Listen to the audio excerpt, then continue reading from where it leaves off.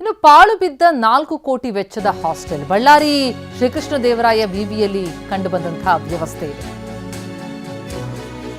ವಿದ್ಯಾರ್ಥಿಗಳ ಬಳಕೆಗೆ ಬರ್ತಿಲ್ಲ ಈ ವಸತಿ ನಿಲಯ. 2 ವರ್ಷದಿಂದ ಬೂತ್ ಬಂಗ್ಲೆ ಆಗ್ಬಿಟ್ಟಿದೆ ಹಾಸ್ಟೆಲ್. 2023ರಲ್ಲಿ ಉದ್ಘಾಟನೆಯಾಗಿದೆ, ಆದರೆ ಇನ್ನೂ ಬಳಕೆ ಕೊಟ್ಟಿಲ್ಲ. 250ಕ್ಕೂ ಹೆಚ್ಚು ವಿದ್ಯಾರ್ಥಿಗಳಿಗೆ ಈ ಹಾಸ್ಟೆಲ್ನ ಸೌಲಭ್ಯ ಸಿಗಬೇಕಿದೆ. ಹಾಸ್ಟೆಲ್ ಇಲ್ಲದೆ ಅವರೆಲ್ಲ PG ರೂಮ್ಗಳಲ್ಲಿ ವಾಸ ಮಾಡಿದ್ದಾರೆ. ಕಟ್ಟಡ ಇದೆ, ಉದ್ಘಾಟನೆ ಆಗಿದೆ, ಆದರೆ ವಾಸಕ್ಕೆ ಬಿಡ್ತಿಲ್ಲ. ಬಳಕೆ ಇಲ್ಲದಂತಹ ಕಟ್ಟಡದಲ್ಲಿ ಈಗ ಬಿರುಕು ಕೂಡ ಕಾಣಿಸ್ಕೊಳ್ತಾ ಇದೆ. 12 ಲಕ್ಷ ಮೌಲ್ಯದ ವಿದ್ಯುತ್ ಉಪಕರಣಗಳಲ್ಲಿ ಕಳ್ಳತನ ಆಗಿದೆ.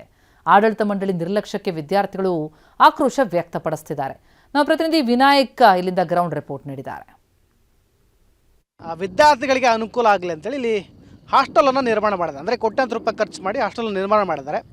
ಕಳೆದ 3 ವರ್ಷಗಳ ಹಿಂದ್ಗಡೆ ಇದು ಉದ್ಘಾಟನೆ ಕೂಡ ಆಗಿದೆ. ಆದರೆ ಈವರೆಗೂ ಕೂಡ ವಿದ್ಯಾರ್ಥಿಗಳಿಗೆ ಬಳಕೆಗೆ ಬರ್ತಾ ಇಲ್ಲ. ಹೀಗಾಗಿ ಬಳಕೆ ಇಲ್ಲದ್ರೆ ಇದು ಒಂದು ರೀತಿ ಪಾಳು ಬಿದ್ದ ಕಟ್ಟಡಗಳ ರೀತಿಯೊಳಗೆ ಕಾಣ್ತಾ ಇರುವಂಥದ್ದು, ಅಂದರೆ ಭೂತ ಬಂಗಲೆ ಹಾಗೆ ಕಾಣ್ತಾ ಇರುವಂಥದ್ದು ಗಮನಿಸ್ತಾ ಇದ್ದಾರೆ. ಸರಿಸುಮಾರು 200ಕ್ಕೂ ಹೆಚ್ಚು ಮಕ್ಕಳು ಇಲ್ಲಿ ಹಾಸ್ಟೆಲ್ನಲ್ಲಿ ಉಳಿಯುವಂಥ ವ್ಯವಸ್ಥೆ ಇದೆ, ಅಂದರೆ ವಸತಿ ವ್ಯವಸ್ಥೆ ಇದೆ. ಆದರೆ ಈವರೆಗೂ ಕೂಡ ಈ ಕಟ್ಟಡವನ್ನು ಬಳಕೆ ಮಾಡ್ತಾ ಇಲ್ಲ. ಹೀಗಾಗಿ ಅಲ್ಲಲ್ಲಿ ಕ್ರ್ಯಾಕ್ ಬಂದಿದೆ.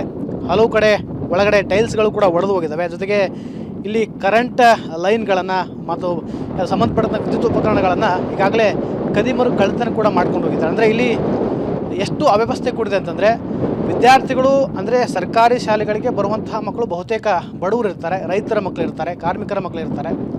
ಅವರೆಲ್ಲರೂ ಕೂಡ ಇಂತಹ ಸರ್ಕಾರ ಫೆಸಿಲಿಟಿಯನ್ನು ಪಡೆಯುವಂಥ ಇಷ್ಟು ದೊಡ್ಡದಾಗಿರ್ತಕ್ಕಂಥ ಹಾಸ್ಟೆಲ್ಗಳನ್ನು ನಿರ್ಮಾಣ ಮಾಡಿದ್ರು ಕೂಡ ಅವರ ಅನುಕೂಲಕ್ಕೆ ಸಿಗ್ತಾ ಇಲ್ಲ.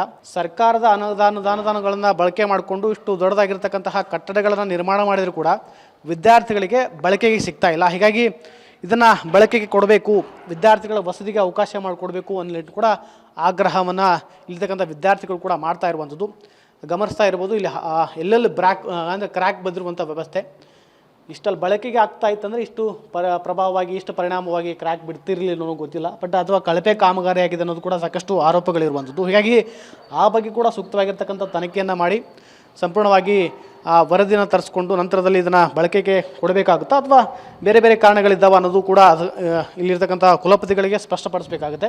ಗಮನಿಸ್ಬೋದು, ಇಲ್ಲಿ ಕದಿಮರು ವಿದ್ಯುತ್ ಉಪಕರಣ ಕಳ್ಳತನ ಮಾಡಿರ್ತಕ್ಕಂಥ ದೃಶ್ಯಗಳನ್ನು ನೋಡ್ಬೋದು. ಅಂದರೆ ಇಲ್ಲಿ ಎಲ್ಲ ರೀತಿಯಾಗಿರ್ತಕ್ಕಂತಹ ವಿದ್ಯುತ್ ಉಪಕರಣಕ್ಕೆ ಸಂಬಂಧಪಟ್ಟಂಥ ಲೈಟಿಂಗ್ ವ್ಯವಸ್ಥೆ ಆಗಿರ್ಬೋದು ಮತ್ತು ಮೀಟ್ರ್ಗಳ ವ್ಯವಸ್ಥೆ ಆಗಿರ್ಬೋದು, ಅವೆಲ್ಲಗಳು ಕೂಡ ಮಾಡಿದರು. ಅದೆಲ್ಲವನ್ನೂ ಕೂಡ ಕದಿಮರು ಕಳ್ಳತನ ಮಾಡಿರುವಂತಹ ಸಿಚುವೇಶನ್ ಕೂಡ ಇರುವಂಥದ್ದು. ಆ ಬಗ್ಗೆ ಸ್ಟೇಷನಲ್ಲಿ ಕಂಪ್ಲೇಂಟ್ ಕೂಡ ಕೊಟ್ಟಿದ್ದಾರೆ. ಆದರೆ ಇಲ್ಲಿ ಬಳಕೆ ಆಗ್ತಾ ಇದ್ದಿದ್ರೆ ಈ ರೀತಿಯಾಗಿರ್ತಕ್ಕಂಥ ಸಮಸ್ಯೆ ಆಗ್ತಾ ಇರಲಿಲ್ಲ.